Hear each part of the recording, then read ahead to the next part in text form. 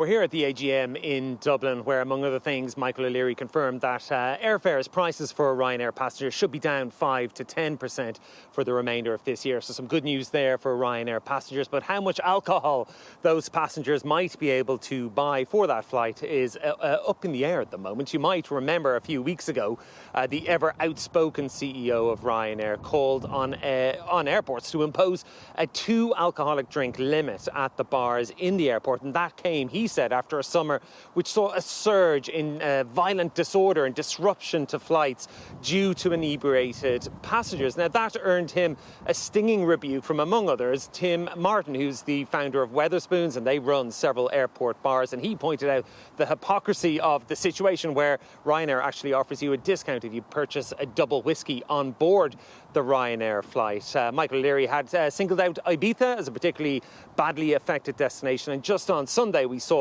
a flight from Manchester to Ibiza diverted to Toulouse in France, where police had to greet it on the runway due to disruption. So today, as he went into the AGM, I asked him, well, why don't you reciprocate? Why doesn't Ryanair impose a 2 alcoholic drink limit on its flights? And then you will be in a better moral position, perhaps, to request that airports do the same. This is what he had to say.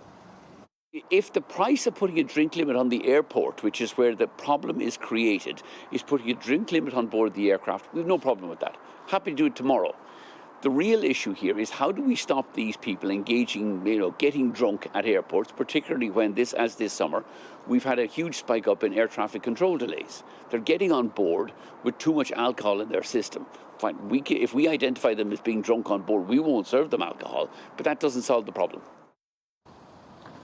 We'll have to see where that initiative goes. Ryanair has big investment plans in the UK, and previously Michael O'Leary had said that Keir Starmer as Prime Minister couldn't be any worse than the previous Conservative governments. Today I asked him, well, does he stick by that assessment? And he said it's a bit too early to tell, as Keir Starmer was still just getting his feet under the desk.